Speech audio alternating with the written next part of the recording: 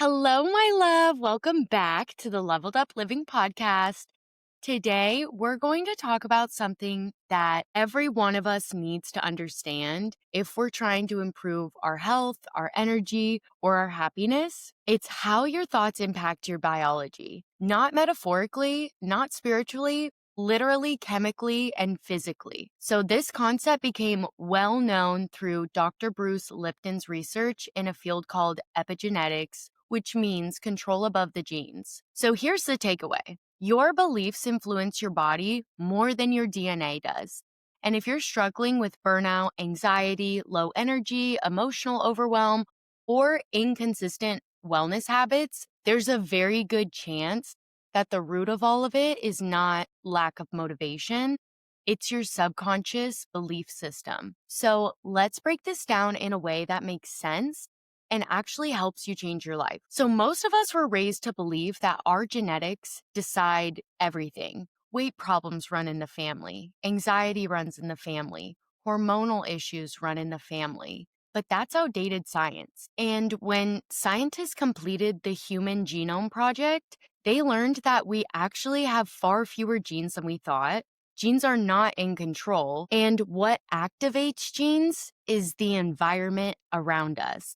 And here's the mind-blowing breakthrough that Dr. Lipton discovered. Your internal environment, so your emotions, stress levels, and your beliefs, those affect your biology more than your external environment. Meaning, if you believe you are unsafe, overwhelmed, or unworthy, your biology reacts as if that's true. So your genes are not the script. Your beliefs are. And here's the part no one teaches us when we're trying to be healthier. Every thought that you have triggers chemistry in your body. So when you think, "Ugh, I'm so behind, I never stick to anything, I hate my body," your brain releases cortisol, which is the stress hormone. And cortisol, guess what that does? Increases belly fat, weakens your immune system, disrupts your hormones, and drains your energy. Your body reacts to your thoughts the same way it reacts to a threat.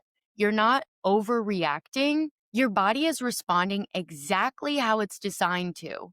So when we sense danger on any level, our body triggers our fight, flight, freeze, or fawn response. It's a survival mechanism. So think back to caveman times. Our brain is still wired the same way it was wired back then. And back in caveman times, stressors were immediate and physical. The primary triggers were life-threatening situations, such as being chased by a predator, natural disasters, or food scarcity. So what happens is the nervous system activates by releasing adrenaline and cortisol and increasing heart rate and muscle tension, and also shutting down digestion. This was highly effective for our survival. It prepared the body for intense physical action, whether that was fighting or fleeing. And once the threat was gone, like for example, the tiger stopped chasing you, the parasympathetic nervous system would then activate the rest and digest response, allowing the body to quickly return to its baseline,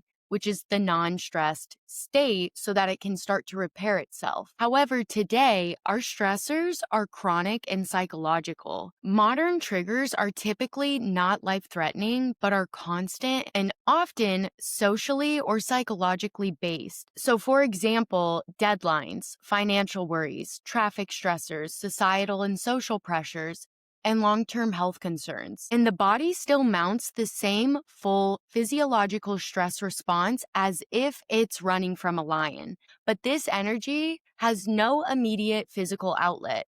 You can't physically fight your boss or run from your bills, okay? The stressors that happen in today's world are very persistent. The constant phone pings, the phone calls or emails demanding attention can come at any time, leading to a state of constant alertness. So this means that the nervous system rarely returns to its baseline state, the state that it repairs itself. And because of this, we see the long-term health consequences. The continuous overflow of stress hormones and prolonged activation of the fight or flight response lead to systematic wear and tear, which contributes to chronic health issues like high blood pressure, cardiovascular disease. And let me just ask you this. What is the number one leading cause of death for women in the United States? It's heart disease, babe, okay? So this is important. It also contributes to anxiety, depression, and a weakened immune system. So in essence, we have a primitive survival brain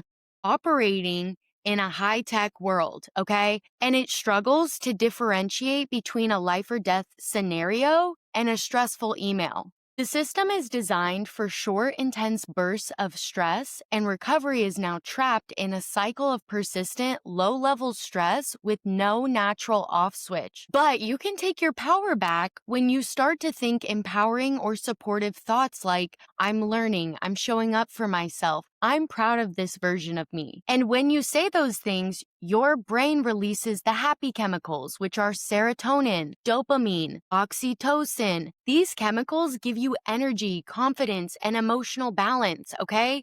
You don't need more discipline. You need to have a chemistry shift in your brain. And this is the part that most people get frustrated with. So many of my clients will come to me saying, I keep self-sabotaging, or I know exactly what to do, but I just don't do it. Or they ask, why can't I stay consistent? And it's because only 5% of your day is driven by conscious choice, okay?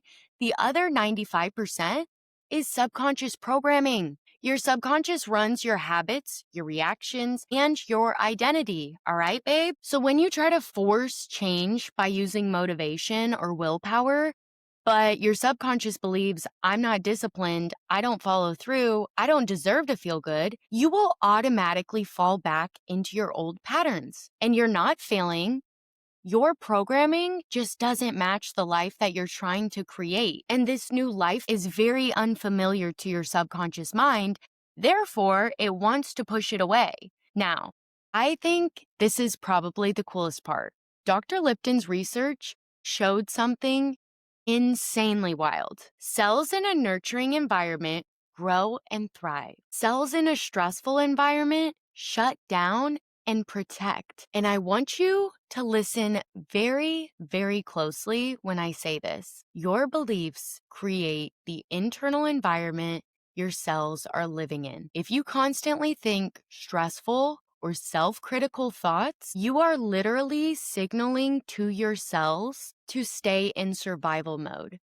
Okay? Women today aren't tired because they're doing too much. They're tired because they are living in a permanent state of fight or flight. Your body needs to feel safe in order for it to digest food properly, or to balance your hormones, or to lose any weight, or to sleep deeply, like actually going into REM sleep, or feeling energized. Your body isn't working against you. It's protecting you based on what you believe, babe, okay? If your brain believes that you are unsafe, even emotionally unsafe, it sends your body the same messaging, okay?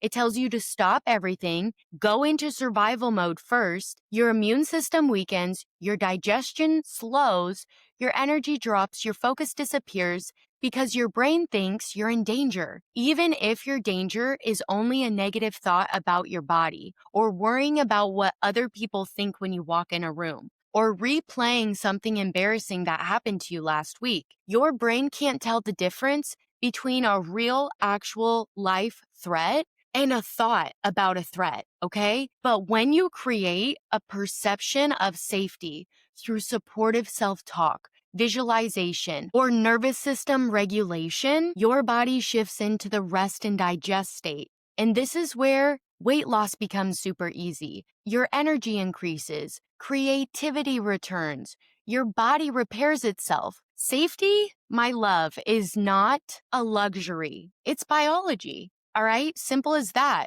And here are 3 ways you can actually start to change your belief system so that your biology can support you. Number 1, repetition rewires identity. Say supportive beliefs daily, out loud. Look yourself in the eyes in the mirror. Your subconscious will listen to whatever you repeat, even if it feels uncomfortable at first. Number 2, emotion locks in change, baby. Don't just say the belief. Actually, Feel it. So instead of just going through the motions of saying, I am confident, I want you to look yourself in the mirror, feel what it would actually feel like to walk into a room of people and you have this overwhelming confidence. I want you to tap into that feeling and then say, I am confident. That's a huge, huge difference. Number 3, environment shapes your beliefs. So if you're surrounded by drama, comparison, negativity, your biology mirrors that.